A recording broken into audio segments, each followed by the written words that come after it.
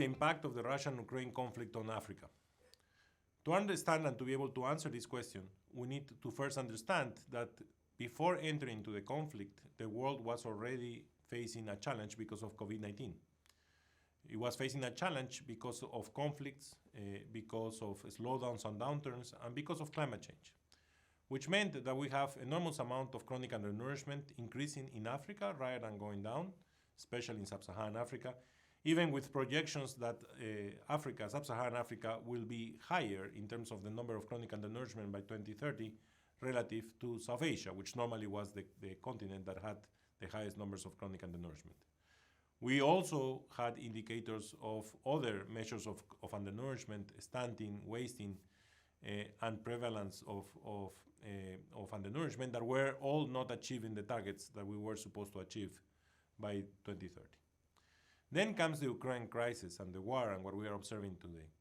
And the way we are looking at it is how it will affect and what are the risks that will affect the food security in the world, and especially in this case in sub-Saharan Africa and in North Africa. The risk, we have divided them in risk on agriculture and agri-food systems, risks on macroeconomic issues, and the risk on humanitarian aspects. In the case of the risk on humanitarian aspects, of course, in the case of sub-Saharan Africa, the impacts will be on the food crisis countries and how the potential increase in prices and the lack of availability of food, especially the key food that is exported from these two countries, will be affecting them. And here we need to look into how to assist the most vulnerable people and what type of safety net programs we can do so that we target properly. But the risks, which are the more complex one, and which are the cause of the consequence in terms of the humanitarian issues, is the risk on agri-food systems. And these include, first, the problem of Russia and Ukraine, which what is the real problem is that these are two countries that export around 30% of the cereals in the world, and they also export 63% of sunflower to the world, oilseeds. Which that means is that abruptly, because of the war, we have taken their exports out of the world, access to the world. And the consequence of that is increasing prices. And we are observing is a historical increase in prices for wheat and for cereals and for sunflower in the world. So the FAO Food Price Index has been the highest in history in the month of March. Highest since the creation, both in nominal and real terms. It is already higher than what we observed in 2007, 2008, and in 2011. And this is because of this significant shock. So food availability in the export world has been shrinked. And that will be affecting the countries which are net food importing countries. And if we look at the countries that import more than 30% from these countries, we of course will have Northern African countries, but we also have some sub-Saharan African countries. That means that the continent could be facing a challenge to procure this food and could be facing a challenge in terms of prices, which of course creates a bigger problem in terms of food access to the world. The second element in the agri-food system component of risks that we are extremely concerned is access to fertilizers. Why is this the case? Because Russia is the biggest supplier of exports of fertilizers in the world. Is the first exporter of N, nitrogen, is the second exporter of the world of potassium, P, and is the third importer in the world of K to the world. So NPK is the combination that we use for chemical fertilizers. And many African countries in sub-Saharan Africa and Northern Africa are import net dependent on the fertilizers coming from this country, from Russian Federation. What that means, it means that countries will have less access to fertilizers, we have to pay higher prices. When we look at the affordability of fertilizers, it's going down, meaning farmers have less capacity to purchase fertilizers, despite the increase in prices. And as a result, they will have less fertilizers in their planting season, and that will affect their yield. There are some preliminary simulations saying that there will be a reduction in 30% of the yields in sub-Saharan Africa because of the lack of access or the higher cost, less affordability of fertilizers in the world. Now, that is assuming the more elastic part of the demand. Of course, if we take the average, we will be between 15 to 30%. So there could be a significant impact of the availability of food for the next planting season because of the fertilizer issue.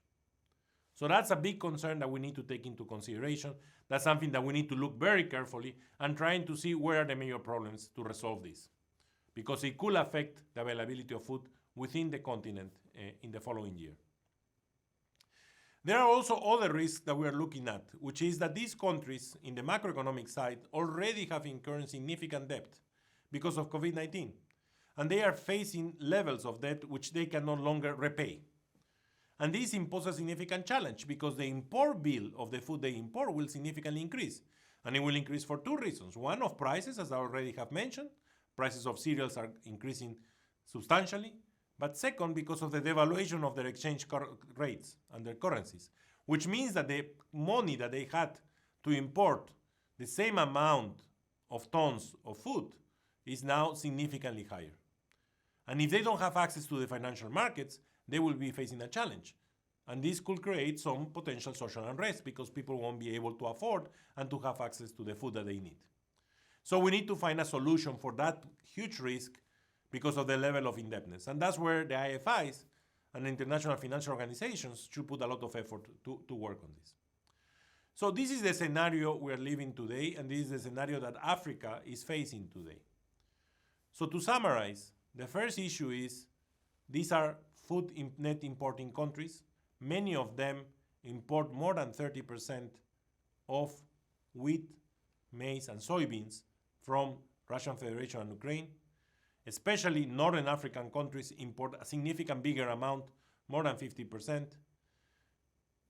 And that is affected both by availability and also affected because of the consequence, which is higher prices.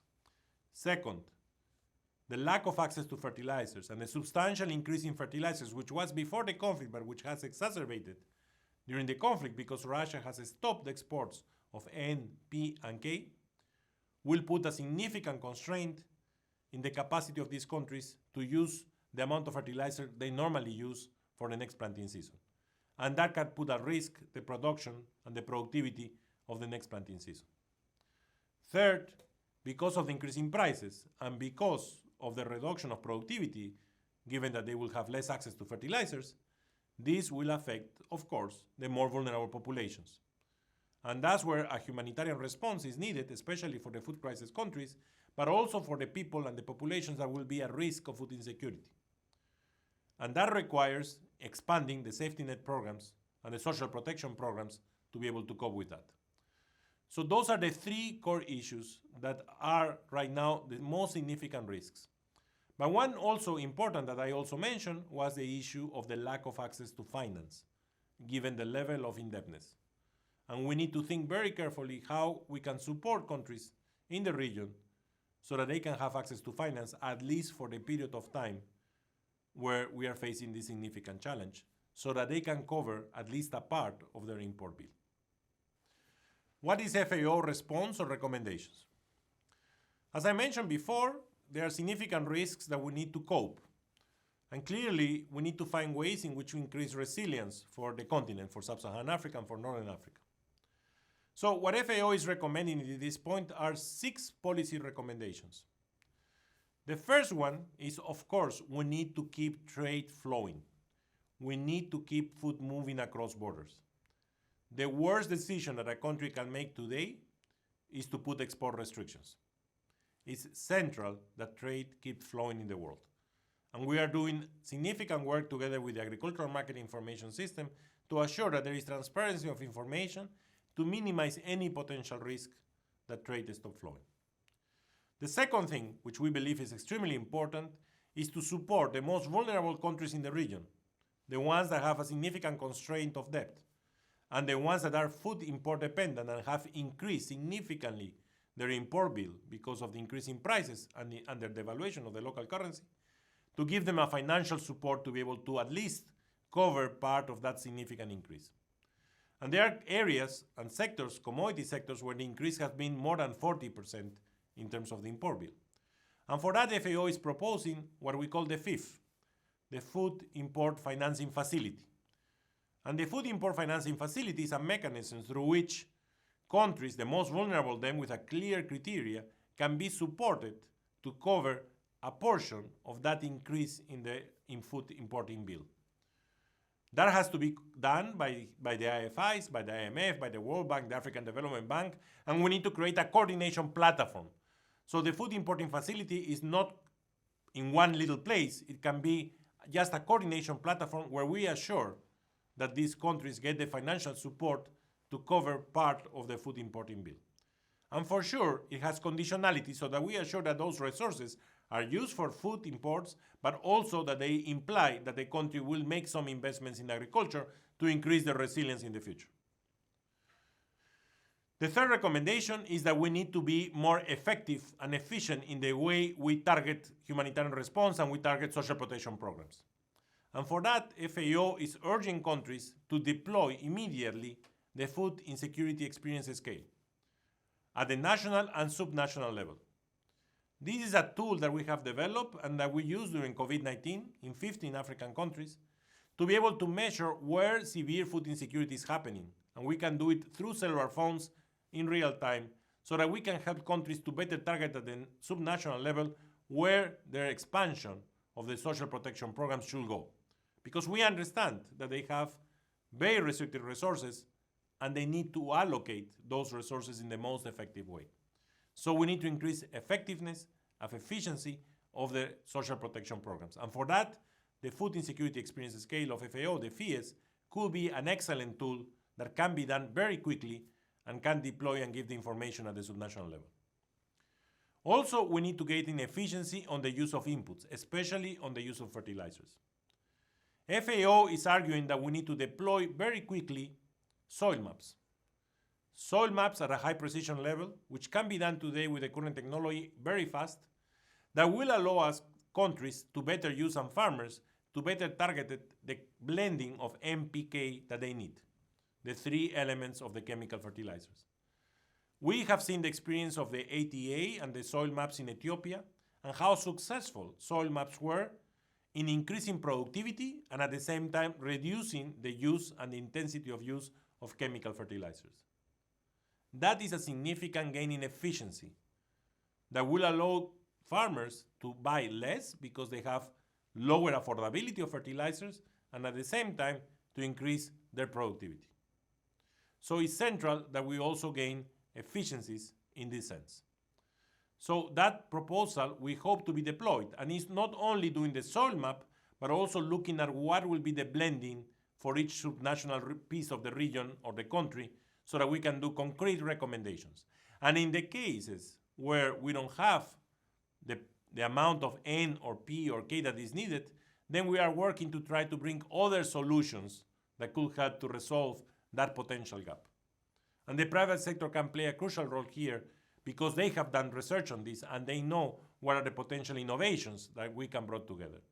Again, it's a time to increase effectiveness and efficiency and to bring technology and innovation to resolve a challenge that we are facing.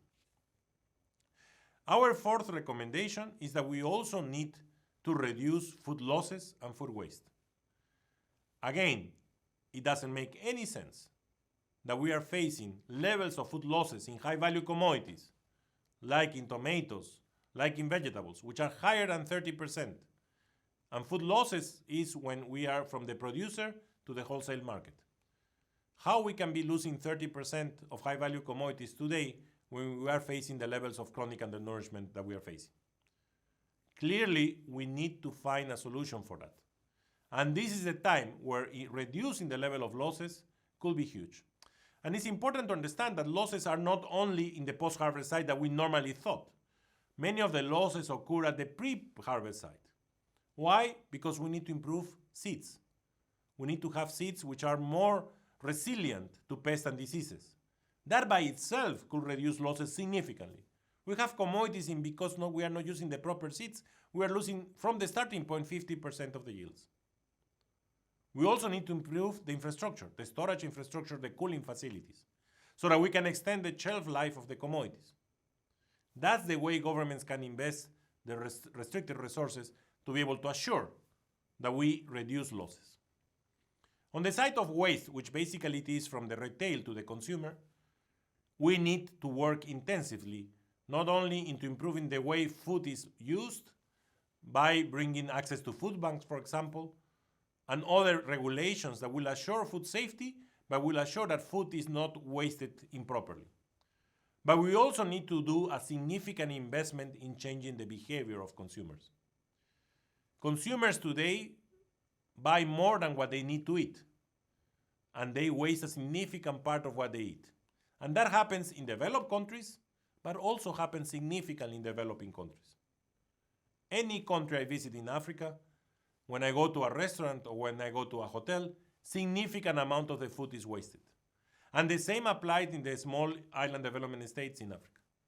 So we need to change behavior so that we reduce waste substantially. Again, we need to refocus. We need to find ways in which we can increase efficiencies. And this is a way to increase efficiencies. Our fifth recommendation is to focus on improving the targeting of social programs. What we are recommending in terms of the FIES, of the Food Insecurity Experience Scale, will help enormously to find mechanisms in which the social transfers and the social programs, social safety nets, can be used properly because we need to improve targeting. And it's important to understand the lesson learned from COVID-19. In COVID-19, we basically expand the social safety net programs, the cash transfers programs, for example, using the previous rosters of the potential beneficiaries. Clearly, there were new hotspots of food insecurity, and we were not able to identify them. The way we are launching the FIES, and we are proposing to launch the FIES, the Food Insecurity Experience Scale, will help at the subnational level to target these new areas. And that will help us to increase the effectiveness of all the social protection programs and the expansion of them that we need to have in place. We need to work intensively on those because we need to increase their effectiveness and their efficiency to target the most vulnerable. FAO is also recommending that we need to be very careful and not to impose ad hoc policies. The governments need to assess carefully what policies to do. Let me give you a simple example. When food prices increase, the first reaction of a government is to reduce the indirect taxes to food items. That is not a proper policy recommendation. Why? Because it's regressive. Indirect taxes applies to all levels of income, households of all different levels of incomes at the same way. And that is not what we need to do because we are reducing the revenue of the government and not benefiting the most vulnerable people. On the contrary, we need to channel all the resources to the most vulnerable people through better targeting. Also, a policy that governments normally will do is to put subsidies to fertilizers, for example. Again, with how the prices are evolving and how quickly the prices are going up, that will be depleted very quickly. And our lessons learned from 2011 and 2007-2008 was that these policies created corruption and didn't create efficiency, and the fertilizers that were subsidized were not what the farmers needed. Again, because they were missing soil maps. So it's better to use those resources to accelerate soil maps of high precision than to waste the money in subsidies that will be depleted very quickly. So we need to be very careful on the policies being implemented, and we need to use all the lessons learned from the previous crises to minimize this situation. And finally, of course, in the food crisis countries, we need to expand the support. And that requires financing resources, but requires not only to focus on cash transfers and delivery of food, it requires also to help farmers through small investments in proper seed packages and fertilizer packages so that they can keep producing what allows them to self-consume. That is more sustainable and is a higher return than just transferring cash. Of course, in the most urgent situations, especially in the countries which are in conflict, we can accelerate through cash transfers. But we also need to work in the meantime to be able to accelerate the support through agricultural activities because that will have a significant higher return and is more sustainable over time. Now, colleagues, it's important to understand that the shocks that we are facing today, we need to put it in context of the situation we were overall. And remember, the major drivers of food insecurity are climate change, conflict, slowdowns, and downturns. Today, we have a shock of conflict, of a war outside of the region, but which is affecting the region, but we also have conflicts within the countries of the region. But we cannot forget that climate change is also there. So all the policies of effectiveness, all the recommendations we're given also applies to increase the resilience of these countries to climate change. But clearly, governments also need to keep investing in making farmers more resilient to the extreme temperatures, the extreme levels of rainfall or lack of rainfall, or the variability of climate that we will be facing because of climate change. So let's work together and let's try to bring these solutions in place with the mind of increasing efficiency and effectiveness with the resources we have, so that we can at least increase the level of resilience in most of our countries and we can move forward to achieve the SDGs by 2030.